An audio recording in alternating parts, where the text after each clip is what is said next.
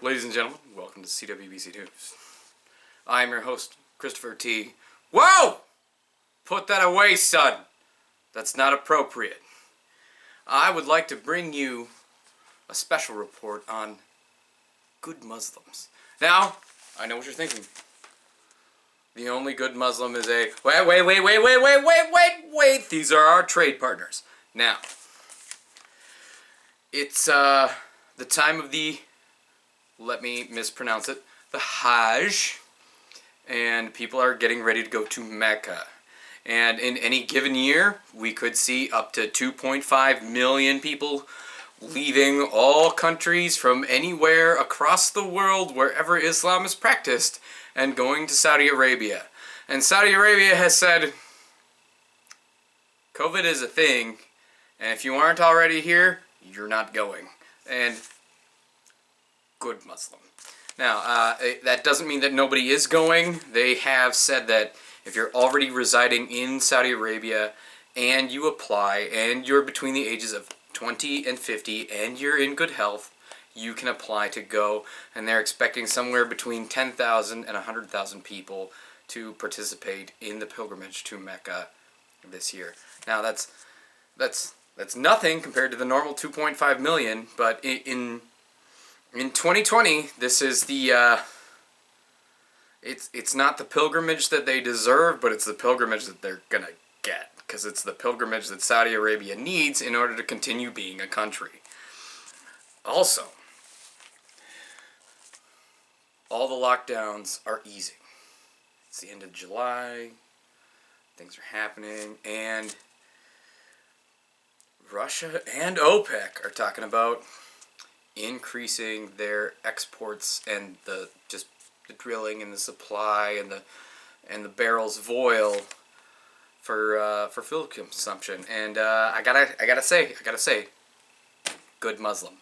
That's a good deal, because yeah, people are moving around more now, and the lockdowns aren't what they once were, and you know, not everybody is hitting a peak right now, and you know, that's not a bad thing. So good on OPEC, good on Russia. Thank you for the extra oil. Thank you for keeping gasoline cheap, even though I already switched over to one of the something that's not, you know, a muscle car with a convertible. Blah, blah, blah.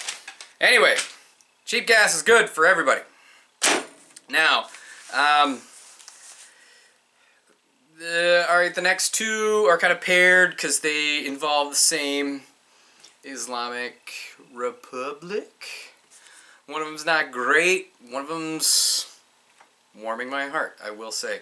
So there is a dual citizen of a British and Australian passport that is currently serving a 10-year sentence in the Islamic Republic. That, you know, I don't need to say its name. And they're sending him to a prison that's full of COVID-19. That's a bummer. But also, that same country's military did a war game. And in that war game, they flew a helicopter toward a simulated aircraft carrier, and it fired a missile at it, and it sank. Now, on behalf of every Western Navy's carrier group, I would just like to say...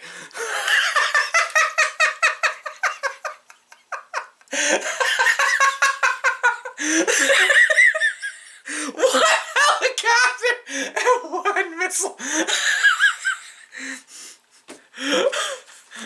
Thanks, man. We needed that.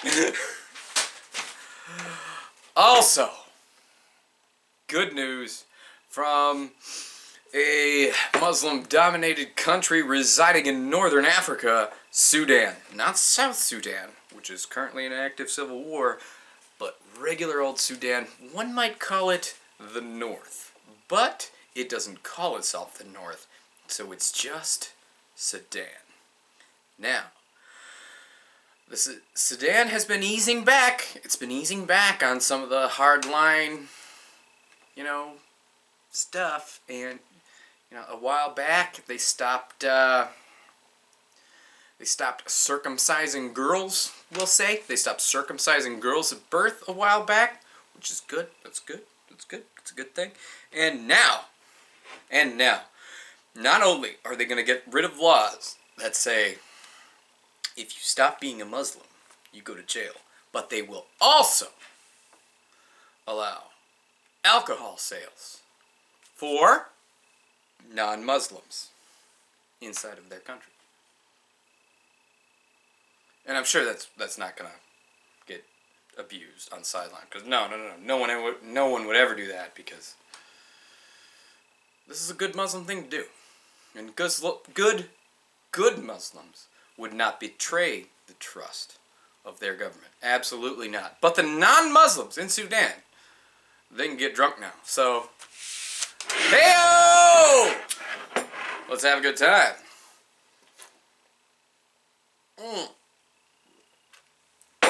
The delicious non-Muslim freedom.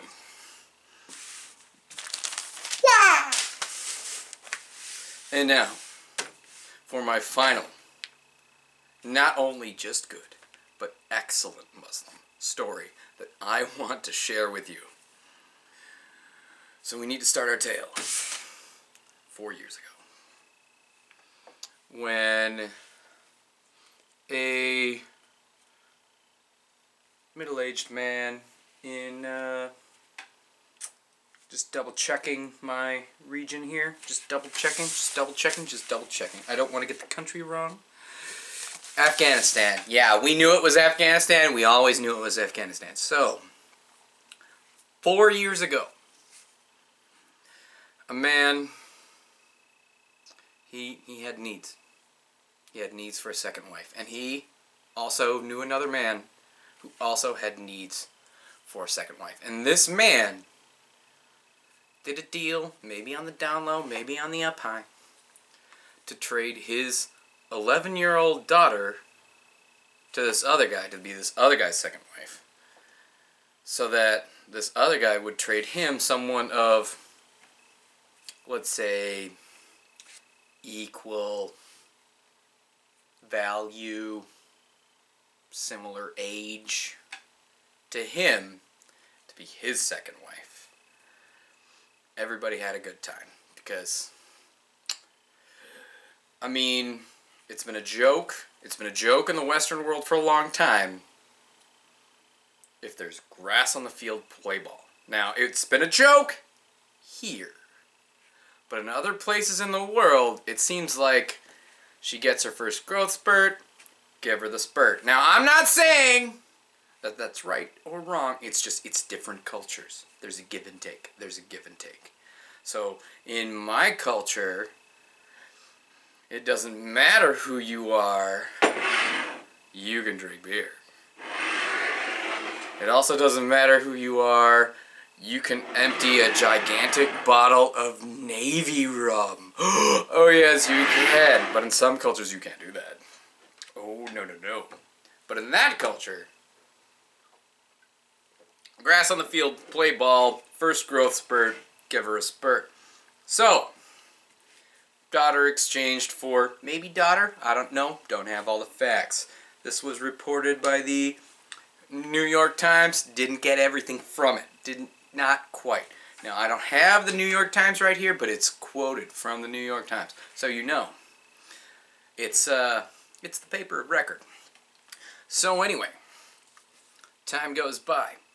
Time meaning 4 years. This guy's 11-year-old daughter, who's now been a woman, a wife, a second wife, for 4 years, comes home for a visit. And this gentleman says, well, you know, your husband, he owes me $3,000. And, my second wife, who's probably also 15 at this point, she ain't around, and she hasn't been sent back, so you're not going home to your husband. You're not going home to your husband. Now, keep in mind, this particular person is now 15 years old, and she's been married for 4 years, and she's not allowed to go home to her husband. Oh, no. And apparently she didn't disagree too much, and I don't have a problem with that. So, the husband decided not only is he going to get his second wife back, because who doesn't want to get with a 15-year-old? Apparently not him. Definitely not me. But, I mean, him. So he's a member of the Taliban. And he talks to his Taliban boss, and he talks to one of his Taliban buddies, and he said, "Oh, we're going on an assault mission, and we're gonna go get my second wife back, because that 15-year-old girl, she's been my wife for 4 years. She needs me. She loves me." So they pack up their AKs and they go hunting. And what happens? Well, they burst in through the door, and unfortunately, the star of this particular story's father and mother are killed in the gunfire. But then she picks up her father's AK-47. Now, I'm gonna stop this tale to tell you this thing. So, in jihad culture, if a fighter is killed by a woman, and make no mistake, this 15-year-old girl is all woman, because she's been raped into womanhood. Let's not mince words. A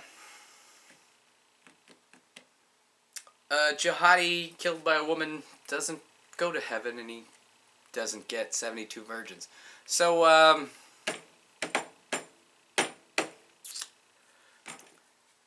somebody sent her, one might say husband, others might say child rapist, to definitely not heaven.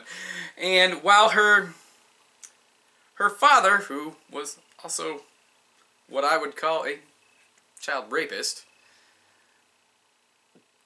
died in the ensuing gunfire, I hate to say it, like, she's without her dad, she's without her mom, she's without her husband. I'm kind of seeing win-win-win here, and if somebody from the West, somewhere west of Afghanistan, if anybody from west of Afghanistan, or who might have judged east of Afghanistan, who also has a 15-year-old girl, a couple of teenage daughters in the house, wants to reach out and adopt this person, and allow her to, be a child for a couple years, I fully support this. I fully support this. But as far as she is concerned, excellent Muslim. Excellent. I'm sorry that your dad, who's a child rapist, died. I'm very sorry about that. I'm sorry that your mom, who was property and couldn't stop your dad from selling you into child sex slavery, is also dead. I'm very sorry about that. Sad face. It's always a sad face, because nothing about this is funny, but,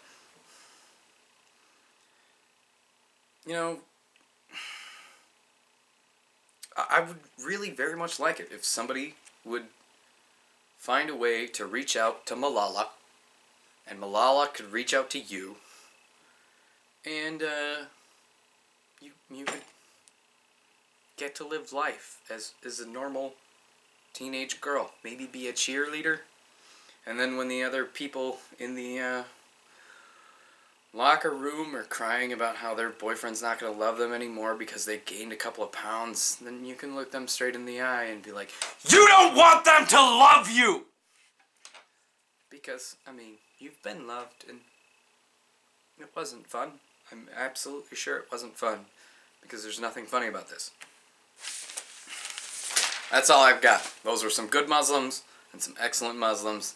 Little, sorry about the guy with the dual citizenship and the COVID prison, but with the one helicopter, with the one missile, and we're gonna get an aircraft carrier. Oh boy. Thank you. Thank you so much. This has been CWBC News.